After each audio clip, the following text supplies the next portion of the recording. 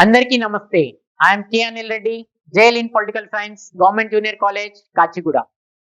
In the last class, we were discussing about the administrative relations. So far we have discussed 6 points. Okay, let's look at 5 and 6 once again. The central government and state governments both have the power to exchange their administrative functions. Okay, this option is provided by the constitution itself. So with the consent of the state government, the president of India can transfer or delegate the powers of the union government to the state governments. Okay, and we also discussed the 6th point also, which says the interstate water disputes can be solved by the law made by the parliament. The parliament can make law. By that law, the interstate disputes can be solved or controlled by the act of the parliament. So seventhly, we can say that it is the responsibility of the state government to protect the center's property which is existing in the within the territory of that particular state. So for that, the central government may deploy CRPF forces to the state government. That means the central government properties needs to be protected by the state governments itself. It is their responsibility. Okay, and the central government, for a better protection, they can deploy CRPF forces. Eighthly, we can say the president of India is empowered to establish interstate council. So this is according to Article 263. According to Article 263, the president of India can establish, he is empowered to establish an interstate council. So interstate council is established to solve the river disputes between the states. Okay, ఇంతకు ముందు class లో మనము పరిపాలనా విధుల గురించి చర్చించుకుంటున్నాం. అందులో భాగంగా 6 పాయింట్ల వరకు చెప్పుకోవడం అనేది జరిగింది. 5వ పాయింట్ లో మనం ఏం చెప్పుకున్నాం? రాజ్యాంగ పరంగా ఎప్పుడైనా సరే కేంద్రం మరియు రాష్ట్ర ప్రభుత్వాలు ఏవైతే అధికారాలు ఉంటాయి, పరిపాలనా పరమైనటువంటి అధికారాలు, వాటిని బదిలీ చేసుకునేటువంటి అవకాశం అనేది ఉంటుంది, మార్చుకునేటువంటి అవకాశం అనేది ఉంటుంది. ఒక రాష్ట్ర ప్రభుత్వం యొక్క అనుమతితో రాష్ట్రపతి ఆ యొక్క అధికారాలను రాష్ట్ర ప్రభుత్వానికి బదిలీ చేయవచ్చు. ఇక 6వ పాయింట్ మనం ఏం చెప్పుకున్నామంటే, పార్లమెంట్ ఎప్పుడైనా సరే అంతర్జలాల వివాదాలను పరిష్కరించేందుకు పార్లమెంట్ అనేది కూడా తగు చట్టాల ద్వారా వీటిని పరిష్కరించేటువంటి అవకాశం అనేది ఉంటుంది. ఓకే, అంటే 2 రాష్ట్రాలకు న్యాయం చేసే విధంగా చట్టాలను రూపొందించేటువంటి అధికారం పార్లమెంటుకి ఉంటుంది.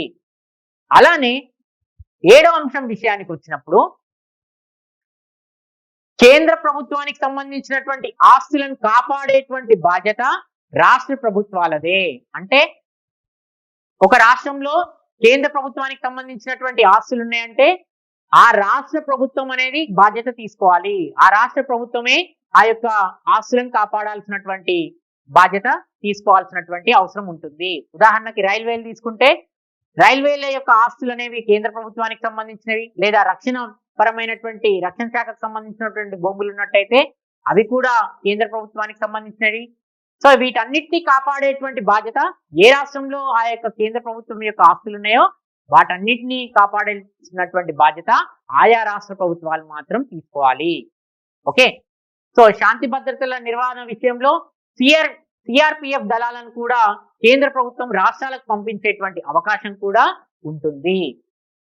ఇక 8వ అంశం వచ్చేసి, రాష్ట్రపతి అంతర్రాష్ట్ర మండలిని ఏర్పాటు చేసేటువంటి అధికారాన్ని కలిగి ఉంటాడని మనం చెప్పుకోవచ్చు. ఇది ఆర్టికల్ 263 ప్రకారం. ఓకే, 263 ప్రకారం అంతర్రాష్ట్ర మండలిని ఏర్పాటు చేసేటువంటి అధికారం రాష్ట్రపతికి ఉంటుంది. Tables Rajya Sabha to create are abolish any civil services. Okay, so abolition of or creation of the civil services is given to the Rajya Sabha itself. So this is according to the Article 312. According to the Article 312, the Rajya Sabha is empowered to create or abolish any kind of civil services which are existing. Okay. Then moving on to the 10th point. It is the duty or constitutional responsibility of the union government to protect the states from the external aggression and internal disturbances. Okay. So it is a constitutional duty of the the central government to protect each and every state, okay, from external aggression and internal disturbances. External aggression in the sense, so suppose there are our neighboring countries. If there is a threat from other countries, it is the duty of the central government to protect.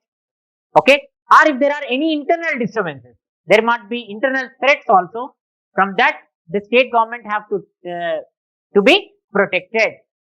Okay, whose duty? It is a duty of the central government, and central government also have to make sure that all the state governments are functioning according to the constitution provisions itself. That means it also have to make sure that each and every state functions according to the provisions which are laid down in the constitution. Okay. Then moving on to the 11th point, it says whenever the Article 352 or national emergency is imposed, at that point of time, the executive power of the union government will be extended to the state governments also. That means whenever the Article 352 is imposed, the union government can issue any sort of directions to the state government, because the executive power of the union government has extended to the state government when the national emergency is imposed in the state. This is according to the Article 352. Okay. And 12th point says that whenever the government, state governments are not complying with the directions of the union government, then also it can introduce presidential rule. So presidential rule can be imposed in the state whenever states do not follow the directions of the union government. So this is according to the Article 356. Okay, if the central government directions are not being followed properly, then it can impose Article 356 in that particular state. And finally, we can say all the administrative policies, orders of the judiciary have to be respected, and everyone should have faith in that. Both the governments, that means union government or state government, have to have a faith and respect towards the various acts, various policies, okay, and also the judicial orders which are passed by the judiciary. All those need to be protected.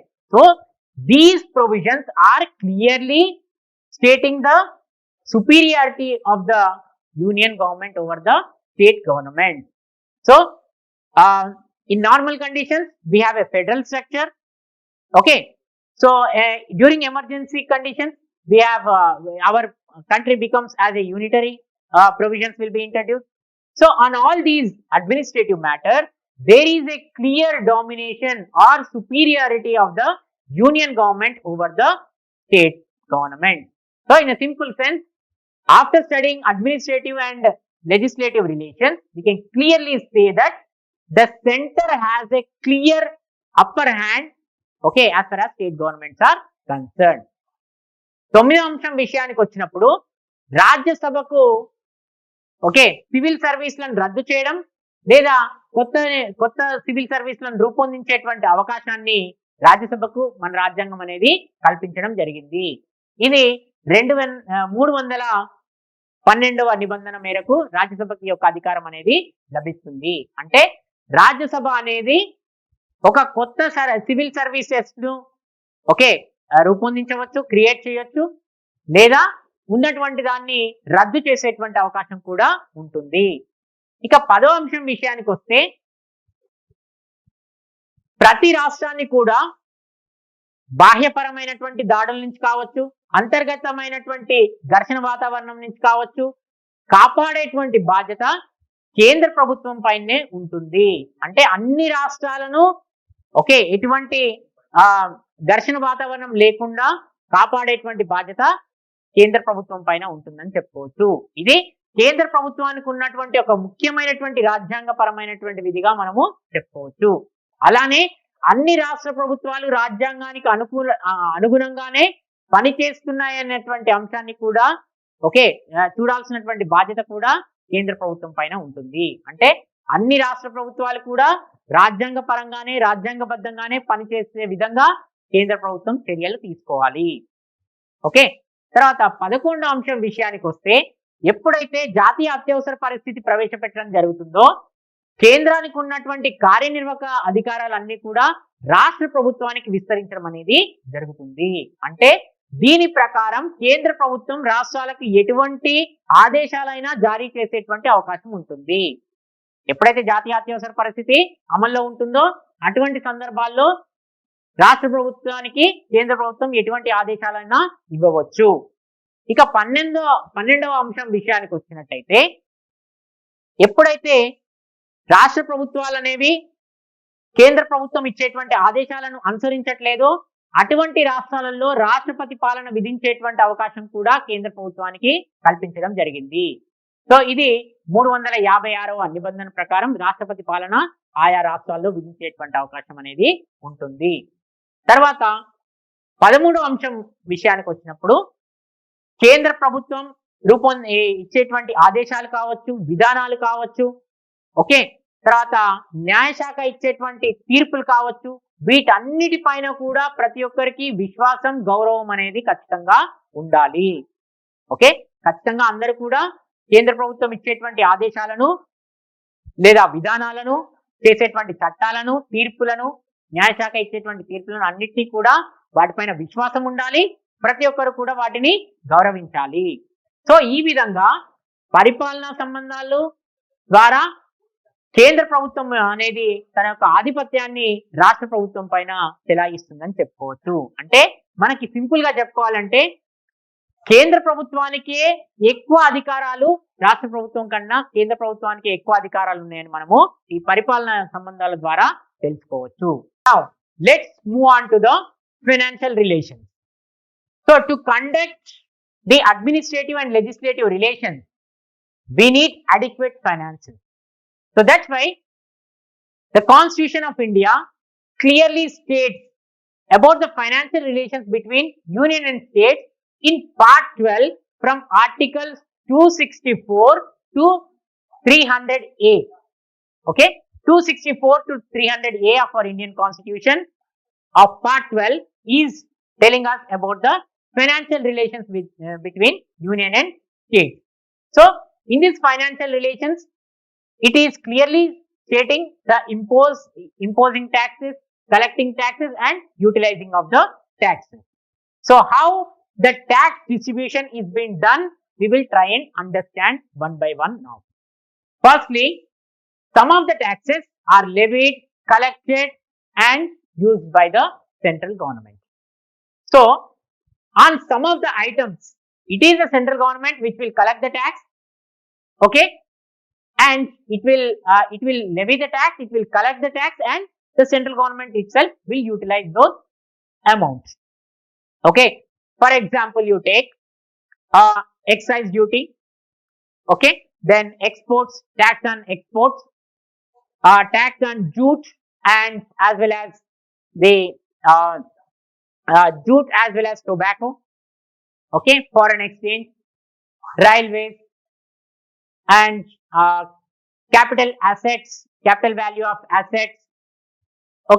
So and also you can say income tax,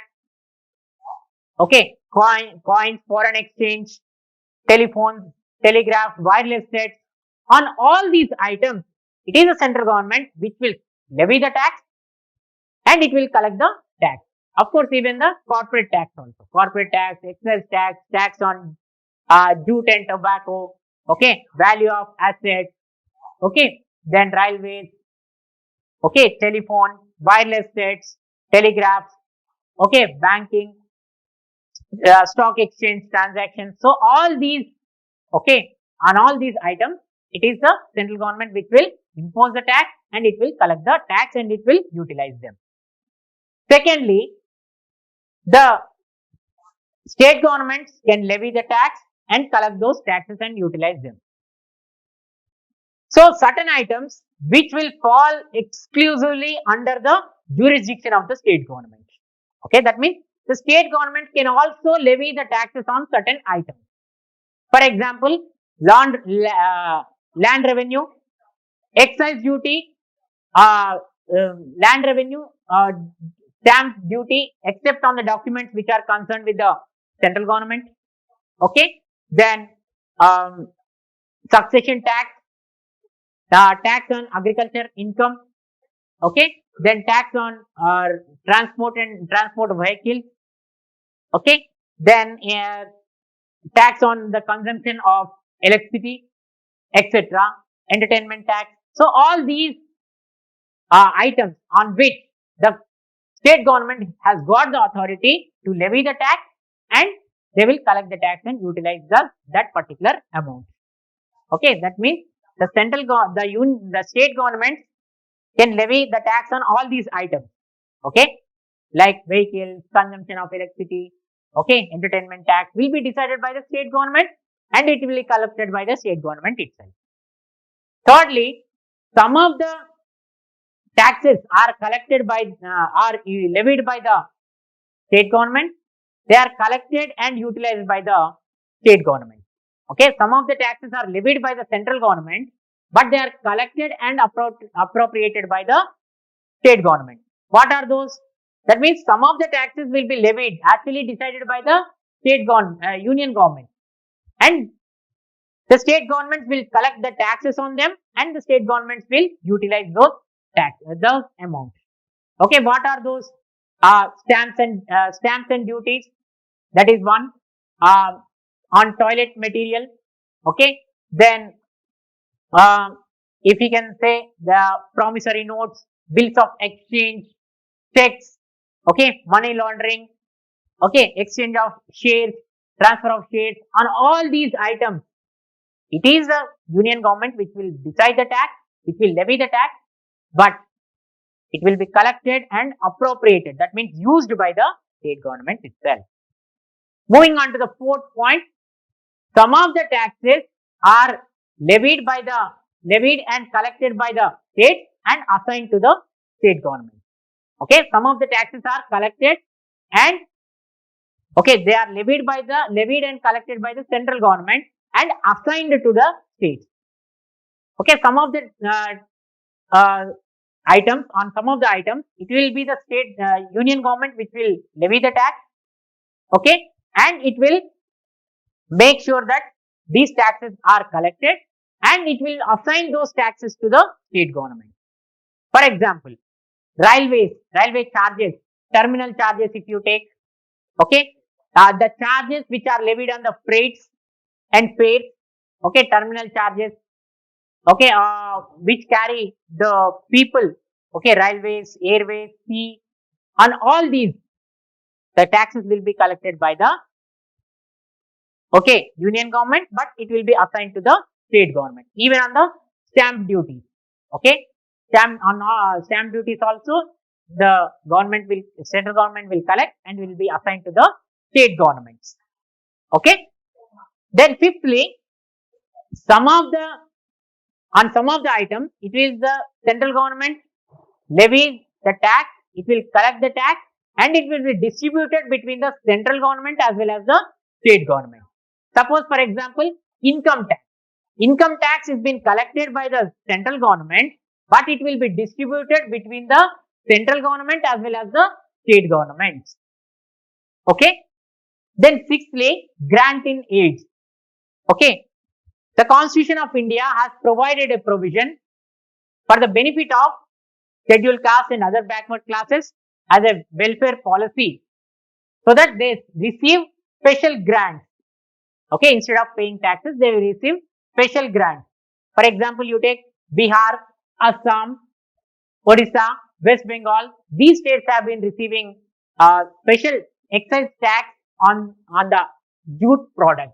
Okay, on jute product, these states will receive special grants from the government of India. Seventhly, borrowing loans. The power of borrowing loans, okay, is in the hands of the central government. The central government can show the consolidated fund of India as a surety and they can borrow the loan.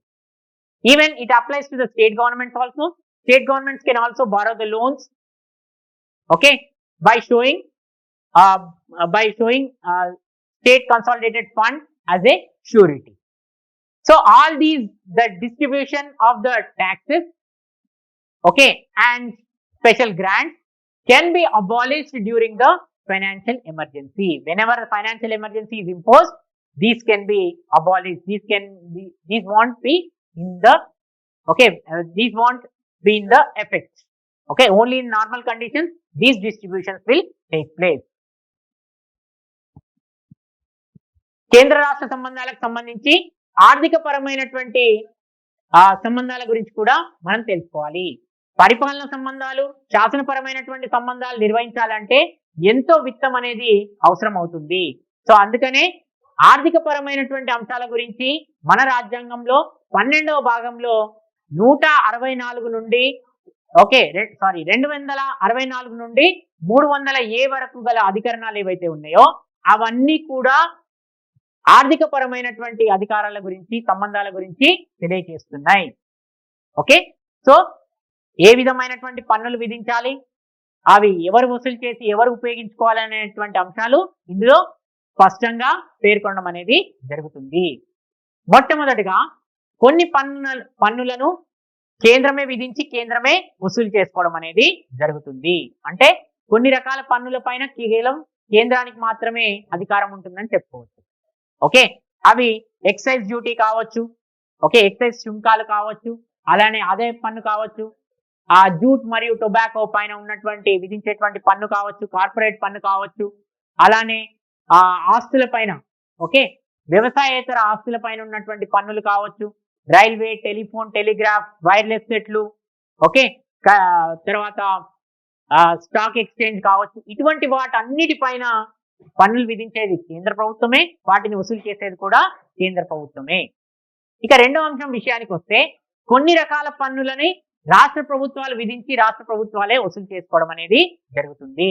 అంటే కొన్ని అంశాల పైన పూర్తి స్థాయిలో రాష్ట్ర ప్రభుత్వాలకే అధికారం అనేది ఉంటుంది. రాష్ట్ర ప్రభుత్వాలే ఈ యొక్క పన్నులను వసూలు చేసి వినియోగించుకునేటువంటి అవకాశం అనేది ఉంటుంది. అవి ముఖ్యంగా చెప్పాలి అంటే భూ పరిపాలన కావచ్చు, ఓకే, వారసత్వ పన్ను కావచ్చు, అదే విధంగా స్టాంప్ డ్యూటీలు ఏవైతే కేంద్ర ఆధీనంలో లేనటువంటి డాక్యుమెంట్లకు సంబంధించి స్టాంప్ డ్యూటీలను వసూలు చేసేటువంటి అవకాశం ఉంటుంది. ఓకే, వ్యవసాయం పైన వచ్చేటువంటి ఆదాయం కావచ్చు, రహదారుల పైన తిరిగేటువంటి, ఓకే, బండ్ల యొక్క పన్నులను కావచ్చు, తర్వాత వినోదపు పన్ను కావచ్చు, ఓకే, విద్యుత్ వినియోగానికి సంబంధించినటువంటి పన్ను కావచ్చు, వీటన్నిటిపైన పన్నులను విధించి వసూలు చేసుకొని వినియోగించుకునేటువంటి అవకాశం రాష్ట్ర ప్రభుత్వాలకు కల్పించడం జరిగింది. ఇక మూడో అంశం విషయానికి వస్తే కొన్ని అంశాలపైన కేంద్ర ప్రభుత్వం అనేది పన్నులను విధిస్తుంది, కానీ వసూలు చేసుకొని వినియోగించుకునేటువంటి అధికారం మాత్రం రాష్ట్ర ప్రభుత్వాలకే ఉంటుంది.